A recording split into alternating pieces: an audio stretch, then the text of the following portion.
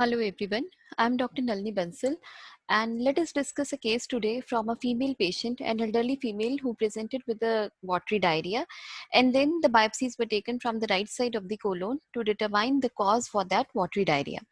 So these are the multiple tissue bits that we have received from the colonic biopsy of this patient.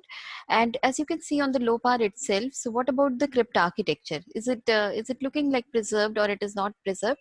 So the architecture that we see here is largely preserved. So if these are the sections which are taken longitudinally and these are the cross sections. So if you see here, most of them are in a test tube rack like appearance. So they are all parallel to each other. The crypts are all parallel to each other. And when they are even when they are taken in cross section, so they are all equidistant apart. So there isn't much space. So there are no areas of crypt loss. And most of them are seen to be arranged in a normal fashion. So this is the test tube rack like arrangement that we say for the crypts, and it is all well preserved. So on the low part itself, we can make out that the architecture is well preserved. There is no distortion of crypt architecture, even in the longitudinal section as well as for the cross section. So as we go for all biopsies, so now we'll move down from the surface epithelium downwards into the lamina propria.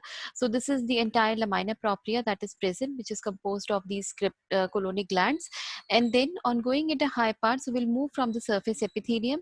We do not do not see any significant ulceration of the epithelium, and most of the areas the epithelium is well intact. So now the next important thing to look for is the degree of infiltrate in the lamina propria. So we do see occasional sprinkling of lymphoplasmacytic cells, which is just normal. And in some areas, you do see that many of these lymphocytes are also seen within the crypt. So as you can see here, there are areas where the lymphocytes have infiltrated the crypts, as we could see here. Now also in the surface epithelium, if we see, it is very irregular. We are not able to identify the normal columnar lining, and in most of these areas the epithelium is irregular and there is a significant infiltration of these small lymphocytes which is seen within the epithelium. So even going on a high part, we could see that these are the vesicular nuclei of the columnar epithelium. So these are all the intraepithelial cells. So these are all intraepithelial cells, and there is a significant infiltration by these hyperchromatic cells into the epithelium. So these are all intraepithelial lymphocytes which have infiltrated into the epithelium. So we'll move on to the other areas to confirm our findings, to see whether the increased epithelial cells that we are seeing in the lymphocytes are true increase in epithelial cells. So here again, we could see that the crypt epithelium is being infiltrated by a number of lymphocytes. Similarly, let's go to the other areas. So on the other areas, again, we see that the lymphoplasmacytic infiltrate in the lamina propria is not significantly increased. We do see occasional polymorphs that we see here, and we are also going to look at the degree of any activity, if it is there or not. So that is also one thing in which we will be interested in. And then let's see these areas.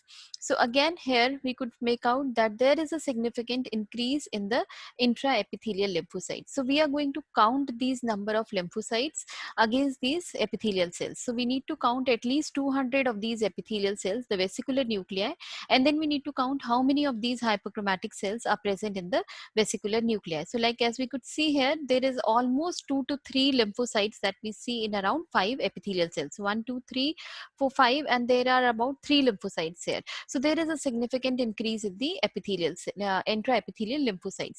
So when the intraepithelial lymphocytes are more than 20 per 100 intraepithelial cells, then you say that it is likely because of lymphocytic colitis. And how are you going to confirm this? You're going to also look into the crypts, and we see a similar increase in the lymphocytes within the crypt epithelium. So that is one feature that is going to help you. So you need to count at least 200 cells, and then you need to count what is the degree of lymphocytes therein. Now, the next important thing is, so we have already seen the lamina propria, and we saw that the inflammatory cells are not significantly increased. The crypt are okay, they are well preserved, and we do not see any basal plasmacytosis. So as I said, these are certain things that we are going to look for whenever we are seeing a biopsy like this. And since there is no increase in plasma cells in the basal layer of the crypt, so this is the base of the crypt, crypt, and here it is resting on the muscularis mucosa, as you could see here, and this is all normal. We have already discussed the features of ulcerative colitis in our previous videos. So here the epithelium is intact. Now if you compare this epithelium with the epithelium that we had discussed in ulcerative colitis, it was showing marked irregularity, and there is a lot of villiform change on the surface epithelium. Now here the crypts are lying well aligned on the muscularis mucosa. There is no increase in basal lymphoplasmacytic cells, so definitely there are no features of chronicity.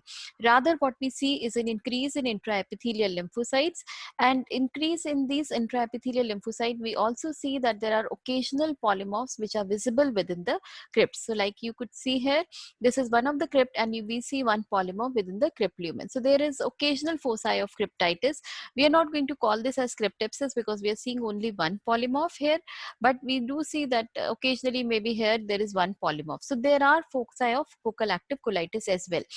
So even in a lymphocytic colitis, these foci are permissible. So if you have a single occasional foci of cryptitis, that is permissible within the diagnosis of lymphocytic colitis as long as your crypt architecture is well preserved. So for this patient who is elderly patient who is presenting with watery diarrhea, so the cause of watery diarrhea is lymphocytic colitis, and these are also called microscopic colitis because they are diagnosed on microscopy only. So a colonoscopist or a gastroenterologist, he will see a normal colonic mucosa, and these are usually seen in the right side of the colon. So they are seen on the right side of the colon more commonly, and if you do biopsies from the rectosigmoid, you are going to miss these areas. So it is importantly said that you do the biopsies from the right side of the colon. Now another spectrum of the disease is collagenous colitis, which is also similar to lymphocytic colitis, and both of these together are called microscopic colitis because they're not visible on the colonoscopy. And what happens in collagenous colitis, that instead of your increase in intraepithelial cells, you see a thickening of the collagen plate, that is a collagenous tissue beneath the subepithelium.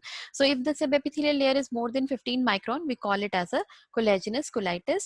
And as the patient becomes older, so like lymphocytic colitis will usually be seen at around 65-70 years of age group, but if you're seeing biopsies from very old patients who are over 80 years of age, then in those cases you are going to find more of collagenous colitis as a cause of watery diarrhea. So the etiology for these is unknown. Some say that they are related to the use of NSAIDs or other drugs, and there are specific therapies that can be targeted for these patients, and they can become well at the end. So that was about collagenous colitis, and I would suggest you to go to the lecture on active colitis also to see the spectrum of difference that we can see on the colon biopsies. Thank you so much. Thank you for your patient hearing.